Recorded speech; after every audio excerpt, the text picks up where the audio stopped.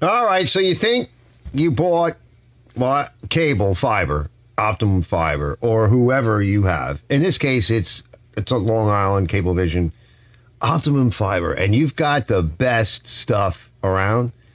Well, let me share with you my experience. A bit long-winded, but let me share with you my experience and why I say if you don't pay your bill, you can set up a cascade of misery that will hunt you down and haunt you for a very long time. In fact, this even goes back to just prior to me getting fiber. Need more fiber in your diet? Don't try Optimum Online. Please share with me your experiences, but I want to set up with you in this video, not just my experience, but some of the issues I found with the people that I talked to, as many of us have had experiences calling a corporation and you get this stupid, endless, moronic AI thing with these prompts and you can't get an operator or a representative or a technician. You just seem to can't get anywhere. And then they want to put you back through that mill and it's just such a nightmare. And then finally they set you up, maybe with, in this case, yet another technician to come down and take a look, and they really don't know. They've got 3 years experience or maybe a little bit more, and they don't speak English. And the person on the phone that calls you back and says, we can help you. We can do this digitally from your phone. I've already done that 10 times. Stay tuned. Let me see if I can unpack. We have a lot to unpack, and also my theories, including the technicians themselves that have come here, and what their theories are as well. In combination with my theory as to what is actually happening, why the service is so bad, and why ultimately you lose speed.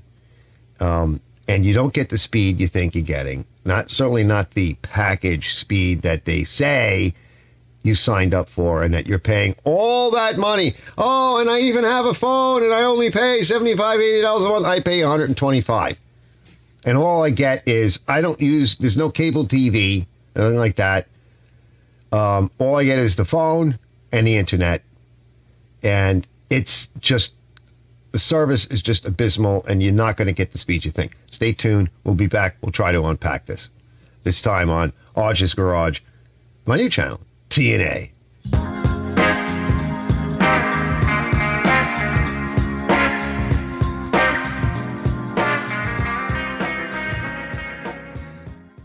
All right, let's get to unpacking this now. It's so frustrating. Literally, I'm pulling out what's left of my hair, right? I had a light of cigarette for this one because it's just so frustrating. But it gets very technical, but I'm going to try to keep the technical blah, blah, blah down a little bit. But more, I want to go over the events, which there'll be some video from this past year, just a terrible experience with cable and Cablevision. Or Optimum, and the way things are working. And I think some of this is partially because it is newer technology and the way corporations are today that they compartmentalize things so much that the left hand doesn't know what the right hand is doing. They just don't talk to each other. And even my technician that was just here the other day, he had said that. I don't know what they did, but I think he rebooted the gateway, but there was something else he must have done. Yeah, and of course they won't tell you. I don't know, job security. I don't know. We'll get to that too. So let's back up a little bit and let me just tell you about what's happening right now. So my internet speeds are back. They're back to normal. They're not back to the fastest I'm buying, and we'll get to that later. But they are back to normal, and this took a few days to work out, and there was a lot going on. So today is 1/16/26. So on 1/13, which was Tuesday, I finally got an appointment. And this started last Friday, where I didn't pay the bill. We paid it Friday night. They limited I think it was due Thursday, so it wasn't even a day late. And they limited my speed to like 1.4 to 2 megabytes up and a handful more than that down. I mean, I remember one time I had to upload a 30-minute 4K video from my other channel, and it took more than 24 hours. Don't touch any because there's no smart uploads. So if you break an upload at 1 second before it completes, you start all over again. Now, last night I uploaded a 22-minute 4K video, and it took about 20 minutes because of the speed I'm at. I'm about 94 megabits. I have a 1 gig package, okay? And we've been testing it. I've been testing it, the technicians and I, all 3 of them, or 4 of them, right? We're going to talk a little about those guys in a bit. And we've been testing different things, and we kind of have a good feel of an understanding of what's going on. So here I am a few days later, and I can't tell you how many times they've rebooted the gateway from the front office and all the other things I've been doing and my experience with the technician that was just here.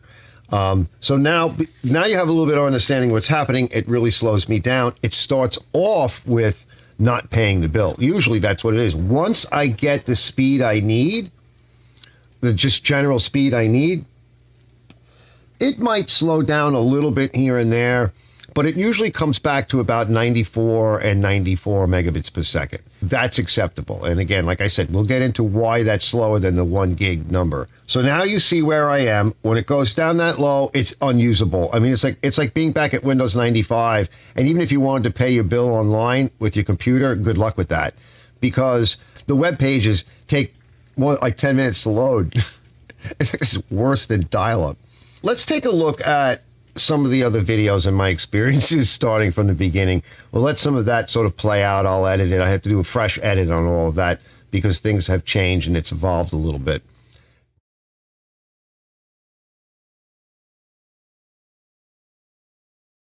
All right, just a quick look at the setup. So we got a monitor over there so I can see what's going on. That's what they call a confidence monitor. Computer here. All right, with a 2.5 gig network card in it. Camera up there.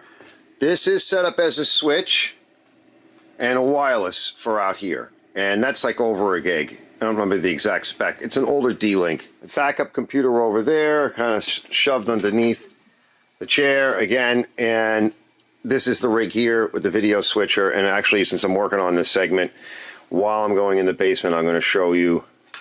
We'll let it render. And of course, mic up there. Let's go in the basement. Let me show you what's in there. All right, so everything comes in here. I did wind up some of the old cable stuff just out of the way for now, and phone. But power comes in straight from my 200 amp box. All right, there's their wired box, and that extra cable so I could move it. That's not cable wire. That's cable wire. This is their fiber line.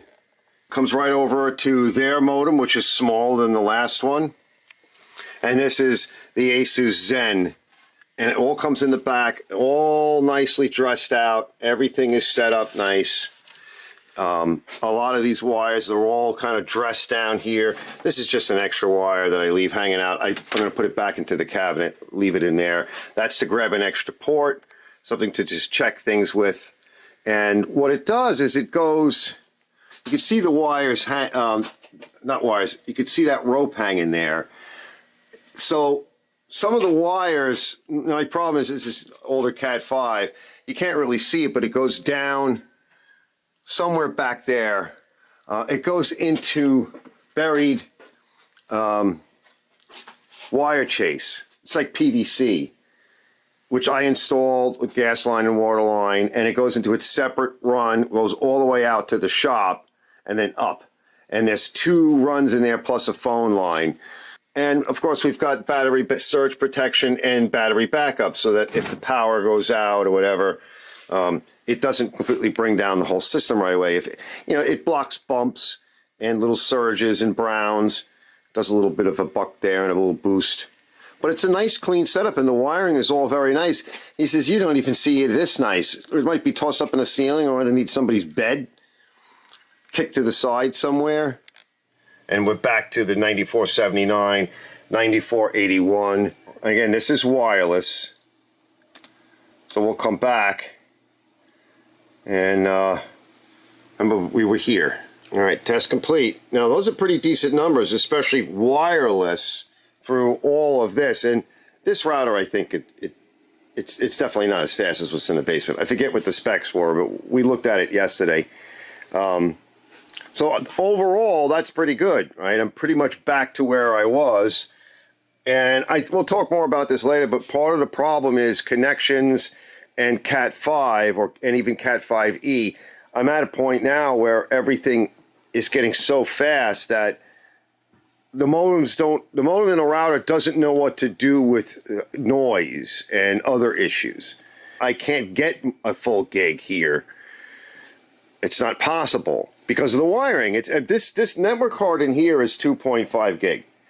I don't remember what that one is, and this is, I think, at least a full gig from when we were checking it. So we're, 100 megabits per second. I need to get 100 megabits per second. If they start slowing me down, I don't get 100 megabits or 90 something megabits per second, or even 63 and 80.3. It's really the upload that I need. So we'll talk more about that in a bit, and I'll explain it. So that piece there, I used to use this trip light, but I did notice some issues. That is a grounded sort of coupling, and it's a surge style protector for any surge that might come back through the Cat 5 line and blow out your computer and your modem and your router and everything else. I just replaced, we did notice through testing, I did notice some issues. I just put a standard sort of connector there to connect the two together. And I do see that it is better. And that's something that I could talk about in a little bit. But this all looks very good. All right, let's sum it up. Let me get you out of here on these things. So first of all, when you're talking about when I don't pay my bill, let's just cover that and the escalation that happens there, just to clarify so you understand. So when I don't pay my bill, if you don't pay your bill and they send a signal from the front office, however that goes down the wire into the modem and tells the modem to slow down. Once that occurs, when you pay your bill, then automatically another signal gets sent. So however you pay your bill, whether it's online or you talk to a representative, they essentially enter it into whatever field on the computer or when you call on the phone. However that process is, at some point in time, a signal is sent out. There's some buffering time, whatever. And that goes back and turns the modem not on, but up to quote-unquote full power. And that's best case scenario. And so far, that hasn't really happened. I think it was once maybe I got away with that. But, again, this goes back to initially what actually occurred. That's been my provider now for, I think I've been with cable for 25 years, right? I'm almost done with paying off my mortgage. I've been out here for 25 years in this house, whatever the number is. So as things were changing, we eventually went to a cable modem from wired telephone line, dial up. And I've been with them for such a long time that they at some point offered me a newer package, and that occurred under a wired, cable style wiring, like the cable, regular old cable. And that came because my neighbor said something to the lady of the house, and they both got all fired up, and you pay too much, and, call them back and tell them you want to pay less. Well, that's what started the mystery package that no one really knew what I had. They knocked money off. I guess some of these people that you call can have some packages they can run through. That was the unknown package. So for quite a number of years, I was actually getting better service than what I was paying for, actually. But occasionally it would flake out. And at some point when the lady of the house called and got the price drop, that started the sequence of events. And then things became unstable. Yeah, when they first set you up and they leave, everything seems good. But then when something went wrong, that's what started it. And that's when I was like, what the hell's happening? That was the first tech that came down. And I tried calling and getting different packages. At some point, I got a better package. And then we got a cheaper price, but it wasn't working right. Sometimes it would, sometimes it wouldn't. That was the beginning of it. But when I really noticed it was, I said, all right, to solve this problem, they said, why don't you just go to fiber? I called the representative. Why don't you just go to fiber? We're going to give you a nice package. We'll give you a nice discount on fiber. We're running an offer now. I'm like, well, how long is the offer? You're going to start raising? She goes, no, this is an offer that you can keep. Yes, there'll be some charge increases over time, but it won't be because your package is expired. Okay. And then at some point, I didn't pay my bill. They sent the signal down. And this is when we realized that whatever goes on inside their modem, their cable modem, it becomes a problem itself. I don't know. Is it possible that the cable modem itself, once that happens, maybe this is such a cheap brand. He says a lot of the stuff isn't, the last guy I was just talking to, he says a lot of the stuff isn't very good. They have problems with them. And the last guy before that said they have problems with the equipment. It does go bad. So that's a possibility. That's the scenario, but the possibility is that once you get castrated, you can't just put stuff back on. You know, for those that understand my drift. And that might be one of the problems. So how did I solve that this time and the last time when I said I suspect this, that, and the third? Well, when they go to provision it, they have to take another one out of the box. And of course, they have to look at the IME numbers and the product ID and then configure the MAC address and the house IP and all that. And they have to match all of that to, when they're provisioning, to my account, and which is, what do I have? So that modem, the last two I got were not used. He says they do have used ones, but this was a new one. So it's devoid of any real information other than, quality QCing, right, when it gets put in a box. He showed me the box and the wrapper. He says the used ones just come in a bag, like a bubbly bag, right? So he's got to provision it. All that has to be matched up. And if I have the correct account, in other words, the speed and the product that I'm supposed to be getting, which is 1 gig, it's their actually slower plan for fiber. That's what I'm supposed to have. So they then have to set it up. Now, the time before this, they had problems doing that on their front end, or they call it the back end. And I suspected that was because my account was all really weird. They couldn't figure out how to match everything up and what speed am I supposed to get, because they do have different packages. So that's the general speed issue with provisioning a cable modem, and maybe the cable modem can't handle it, or it's not being, if they send the wrong, for example, if they send the wrong signal down, let's say you're supposed to get, I signed up for gig, right? And of course, you're not going to get exactly a gig, right? Like 800, 900, something like that. They send that down, everything works good, you're good to go. So let's say you have a gig, and what they send down, for whatever reason, they either misread, or on the front office end, they're looking at it, what they call the back end, they're looking at it, well, what is this guy supposed to have? We have to renew the account. Well, I don't know. Maybe it's this package. If they choose the wrong package, or they don't really know, like that one lady said, well, you might get something that's much slower. That could be something to do with it. And what solves that really is that me standing there calling a tech in, and me waiting for him, and standing there and him literally putting another modem in and having to reprovision it and match everything all up.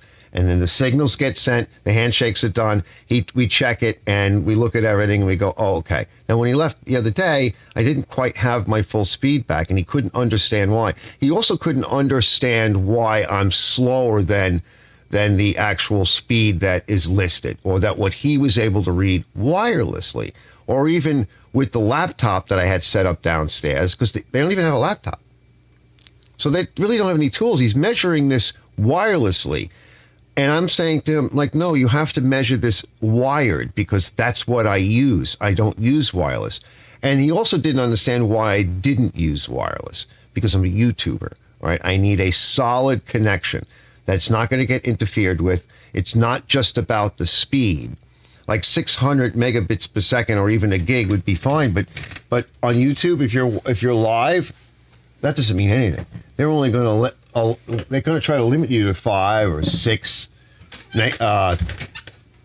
megabits per second, something like that, 550,000 kilobytes per second. So what is that?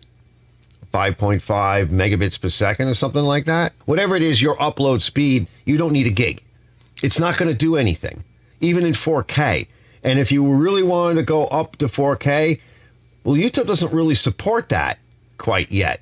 Not on a live, and the equipment for that is ridiculously expensive. The AV equipment for that is ridiculously expensive. So F that. Maybe some of these news people that provide news and whatever, and chat shows, whatever, and they have a lot of money. They have these beautiful studios. They might do that. You don't need that. But 1.4 megabits per second it will not support a live stream. it won't do it. And it will take a 30-minute video in Ultra HD. It will take 24 hours to upload. So it has to be something around 20 or 30. In the old days with the wire and the high-speed wire, I think I had a Motorola modem. And that was probably around 30 or 40. I seem to remember somewhere around there. Maybe download was 60 and upload was 20, 30, sometimes 15, 20, 30, 40. That's well and above what I need to do a live show. I did a live show last Saturday, this being Friday. Hold on, the heat's on, but you're not really going to hear. You might hear a little noise in the background. It's cold. And it was going from stream poor, the bit rate can't be supported. I lowered my settings, didn't matter. And then it was excellent, and then it was poor again. It was excellent because it's not stable. And then I said, the heck with this, let's get a guy in. So that covers that first part. Now, if you don't pay your bill, you could wind up in this escalation. You need to speed test on a regular basis. Just, go to Ookla, whatever it is, just speed test it.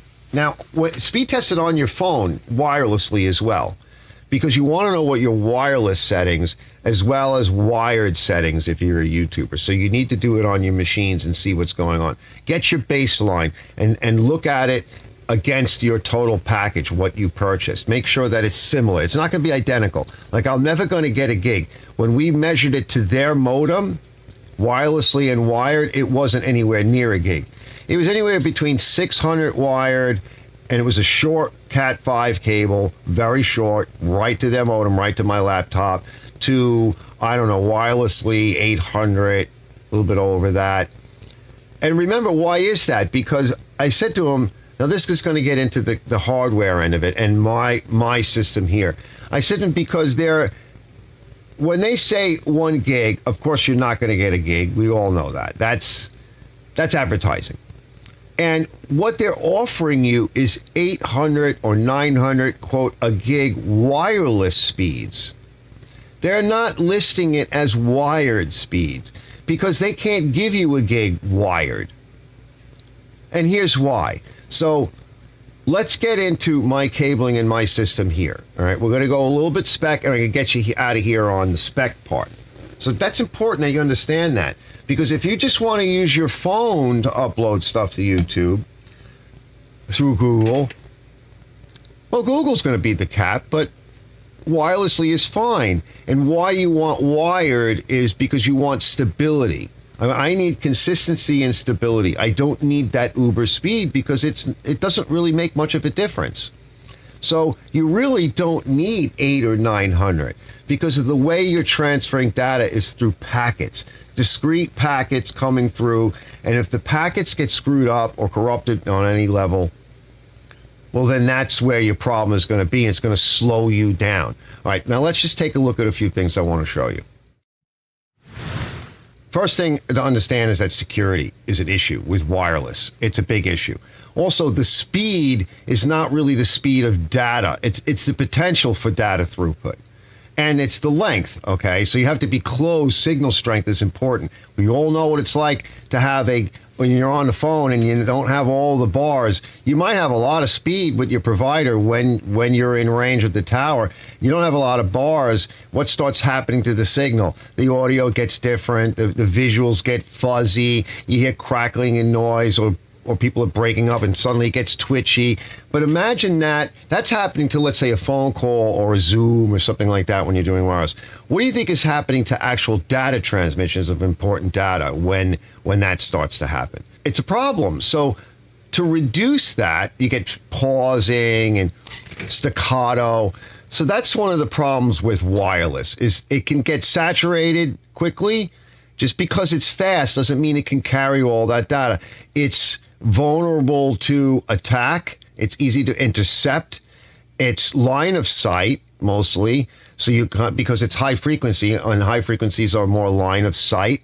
So you have issues when you can get dark spots or brown spots and where you're moving around. There's a lot of problems with wireless. Just because it's fast doesn't make it great or better or good.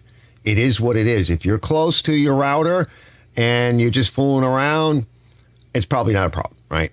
We use stuff like this all the time. We love it, right? It's nice. It's fair. And some of the new 7 what is it, like in some of the computers and other stuff, they're at like level 7, revision 7. They're real fast. And again, if you're close to your router, you're pretty good. You got laptops that are like that. Some of the new computers are coming out. But then there's security issues. Now, I've already been hacked over the years and gotten viruses and Trojans and stuff. And over the years, I have learned how to deal with that and prevent that. And I've been going into the future. I have a lot more security concerns. A couple years back, I got sloppy and my Facebook account got hacked. And so what did I do to get it back? I didn't really have all the equipment I needed. I haven't been doing this the way I used to do it for a lot of years. And well, I hacked the hacker and I got my account back. Now, most people can't do that. And he stopped in a few times. I mean, I knew it was him, and I'm not going after him or anything like that. It's sort of a mutual weirdo respect thing. You know, there's a white hacks and then there are hackers. Chinese chick, young Chinese chick that was coming up as all my friends and family got rid of me, right? Anyway, security issues. My Asus router has very good enhanced security features.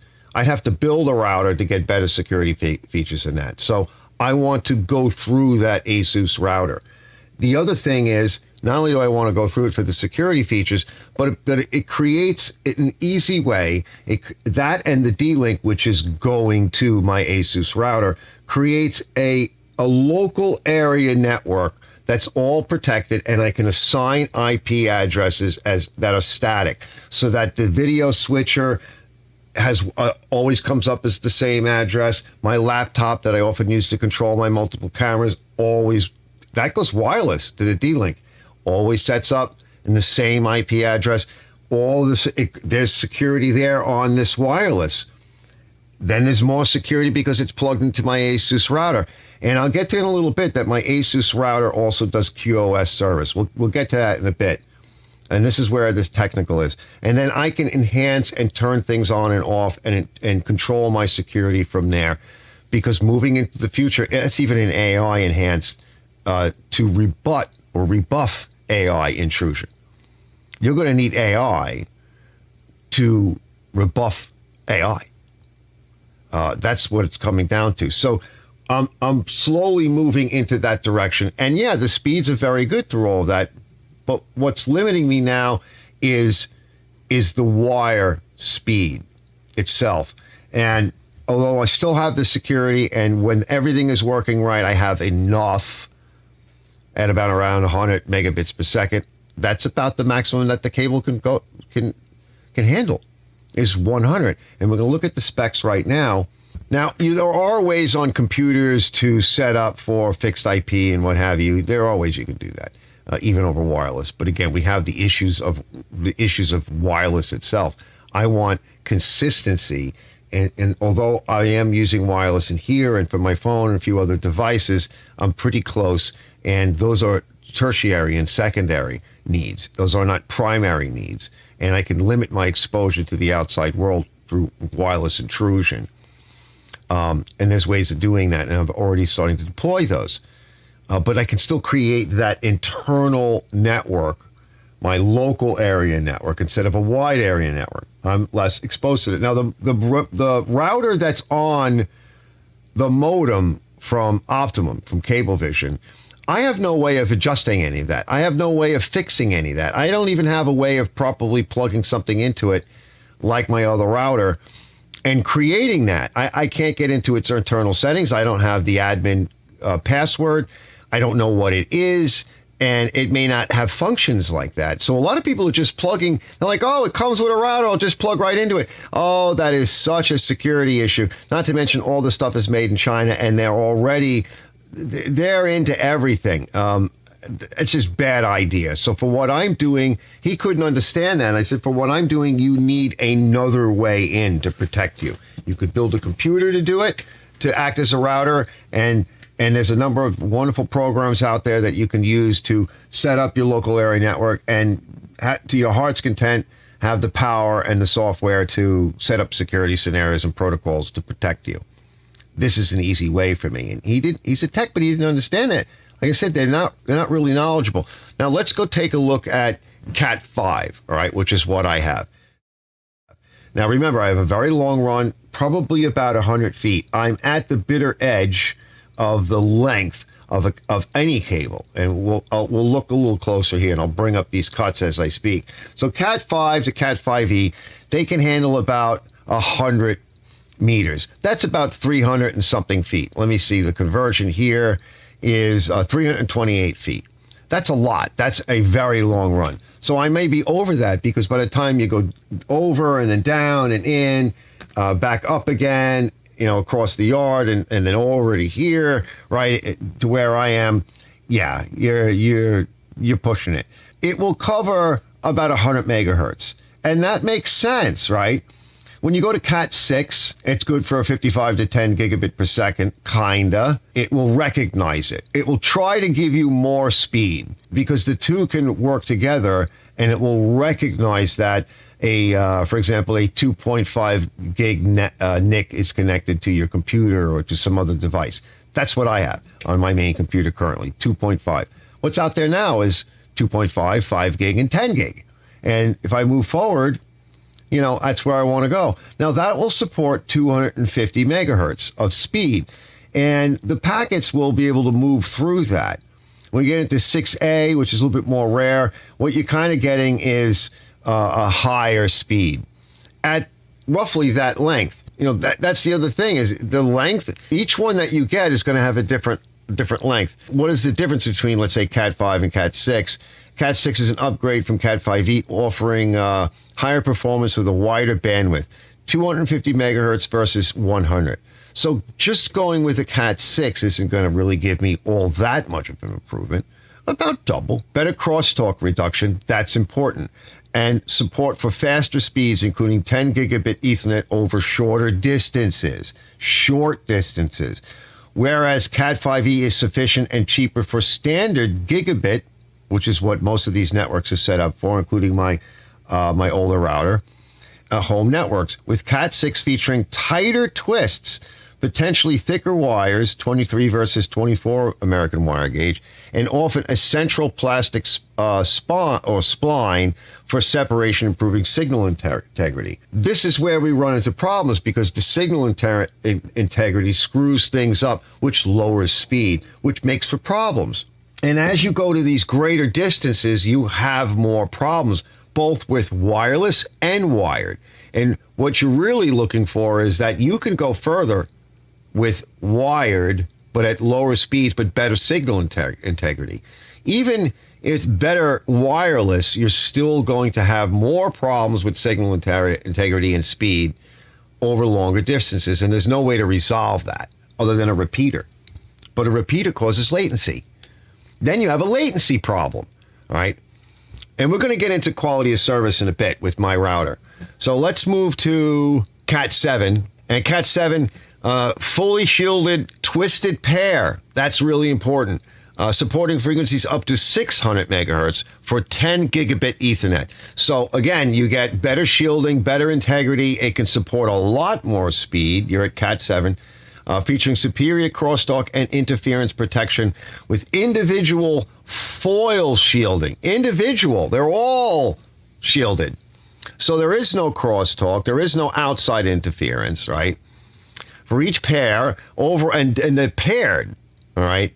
So over the braided shield, while ratified by these are the standards, high-speed, low-interference connections for data centers and enterprise networks, often using RJ45 or Terra connectors. I use the RJ45, and remains backward compatible with older Cat standards.